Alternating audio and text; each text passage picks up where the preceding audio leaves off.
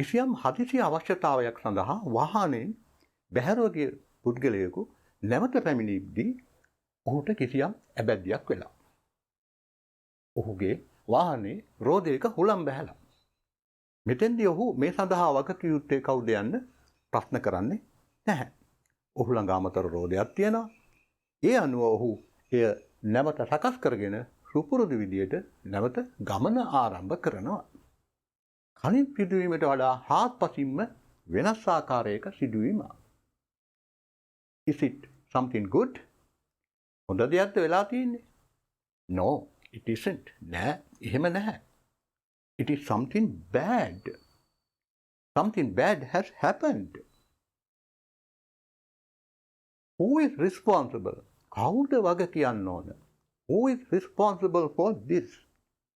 Well, today I'm going to talk about ways we use to say that someone is responsible for something bad that has happened. අද මම කතා කරන්න යන්නේ කිසියම් නරක සිදුවීමක් වුණාම ඒ සම්බන්ධව වගකිය යුතු පුද්ගලයාගේ ක්‍රියාකලාපය ගැන කියන්නට විමසන්නට යොදාගත හැකි ආකාර සම්බන්ධවයි. I am Gantadi Silva.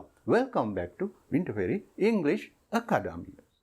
වරද පවරනවා, චෝදනා නගනවා, දොස් පවරනවා මේ සඳහා හොඳම ක්‍රියාපදය to blame.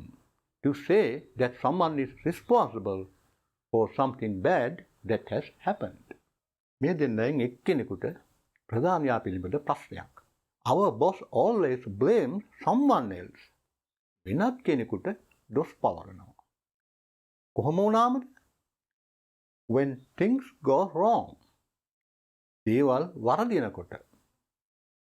When things go wrong. So don't blame me if his new plan doesn't work.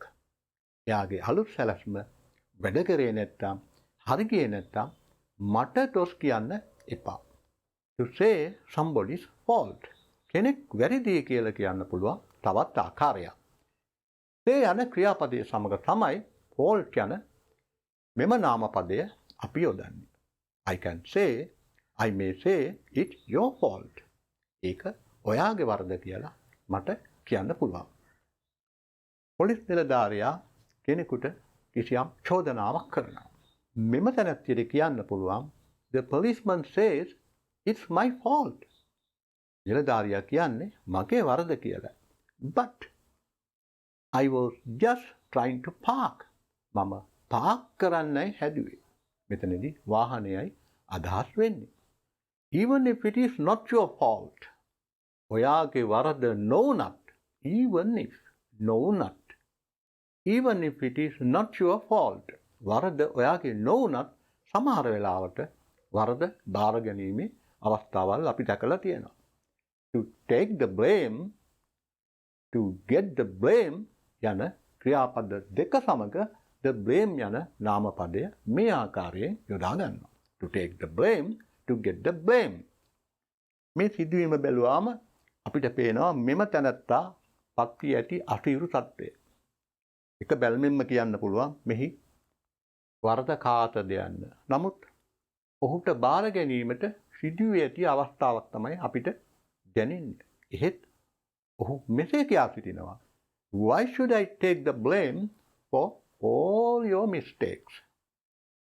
වාගේ සේරම වැරදි වලට මම මොකටද වරද බාරගන්නේ? I don't see why I should take the blame for all your mistakes.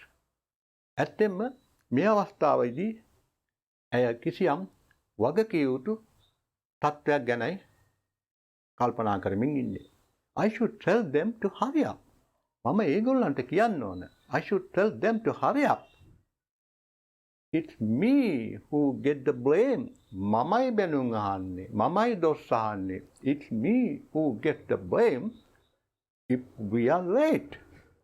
අපි පරක්කු වුණොත්. I should tell them to hurry up. It's me who get the blame if we are late. මම ඒගොල්ලන්ට කියන්න ඕන ඉක්මන් කරන්න කියලා. අපි පරක්කු වුණොත් මමයි දොස් අහන්නේ. මමයි බැනුම් අහන්නේ. When something goes wrong, It's me who takes the blame. මොන හරි වැරදුනාම මමයි දොස් අහන්න ඕන. මමයි බැනුම් අහන්න ඕන. I took a photo of my parents. මගේ දෙමව්පියන්ගේ ඡායාරූපයක් ගත්තා. I took a photo of my parents. Do you say it's my fault? මම මගේ දෙමව්පියන්ගේ ඡායාරූපයක් ගත්තා. දැන් තත්ත්වය මේකයි. Do you say it's my fault? ඔබ කියන්නේ එක මගේ වරද කියලාද?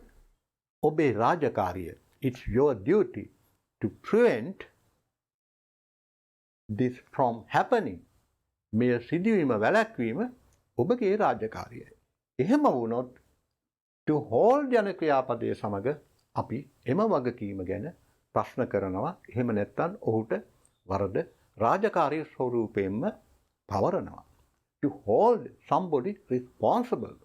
hold යන ක්‍රියාපදයක් සමග. මෙතනදී මෙම තැනැත්තාට ආයතන ප්‍රධානියා විසින් රාජකාරිය සම්බන්ධව දොස් පැවරීමක් කරනවා. To hold somebody responsible යන යෙදුමයි යොදාගෙන තියෙන්නේ. The boss is holding me responsible for the missing file. අතුරුදහන් වුණු ලිපිගොනුව සම්බන්ධව ප්‍රධානියා මට දොස් පවරනවා. If you enjoyed this video, please give it a like, thumbs up, subscribe to my channel please.